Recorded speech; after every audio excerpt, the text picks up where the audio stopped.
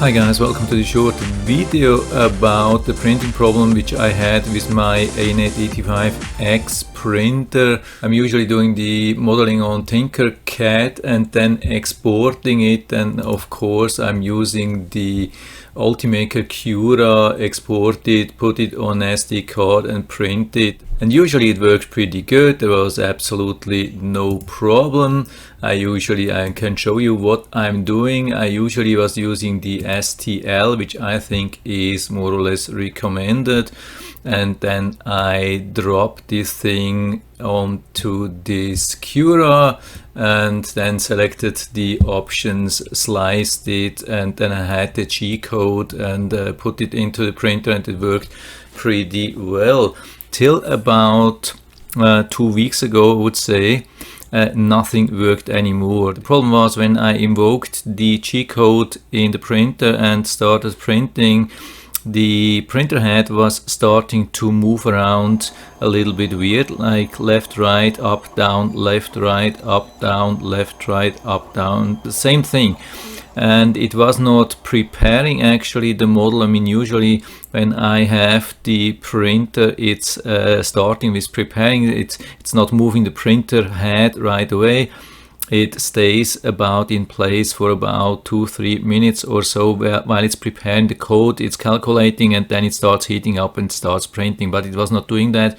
It was just starting to move around the head, again, left, right, up, down, something like that, 100 times. And it was also showing the progress bar that it's moving, and it did that for about 15 minutes and then stopped and said everything is finished, and it has not printed anything. Nothing was coming out of the extruder, and I was a little bit shocked, and I tried many things. I wasted hours and hours. I tried to upgrade, remove printer here, upgrade the Ultimaker Cura and a couple of other things, and it didn't work.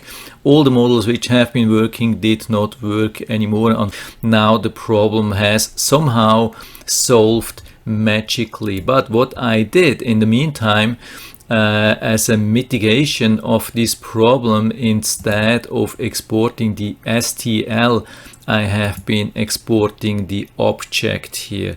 That's a really interesting thing. Unfortunately, it produces zip file always. I don't know why, but probably it is because sometimes it produces different files. But I can take now this file too. It's a pretty similar thing. When I remove this thing again, I can take this object code and move it into Cura, and you can see, I have to extract this from here. But then I can also move it here. It's pretty much same thing. I think the objects with OBG don't have all the things. You cannot select the material and everything. You would have to select the things from here, and you cannot do this in the 3D modeling.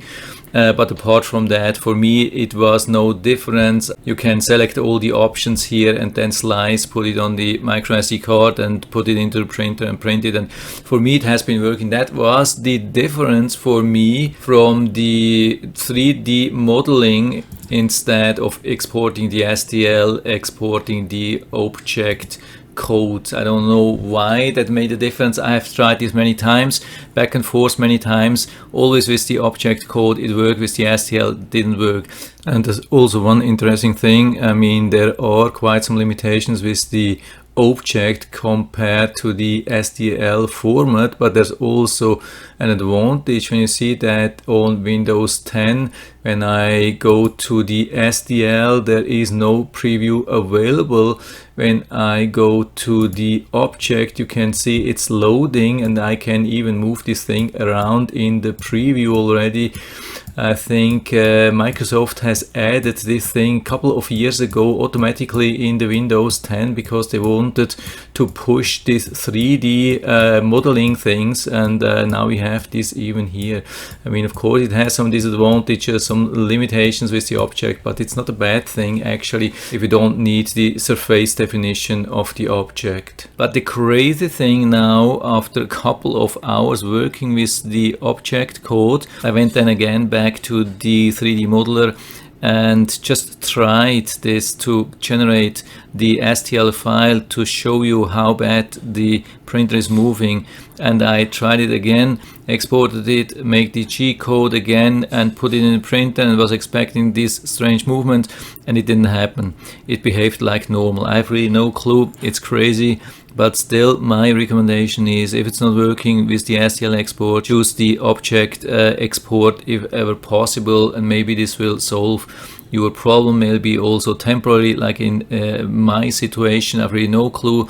I have been searching a lot on Google for this problem. I haven't found anything. I've been writing to the manufacturer. I didn't get any answer. So hopefully this video can help you if you're in the same situation, and it would be really interesting to learn from you if it really helped, or if you have a different solution, how it behaved on the long term. And whatever you have, please write everything down in the feedback area. I'm always happy to talk about these things, and if you like the video, give me a thumbs up, subscribe my channel. Thanks for watching, and see you next time.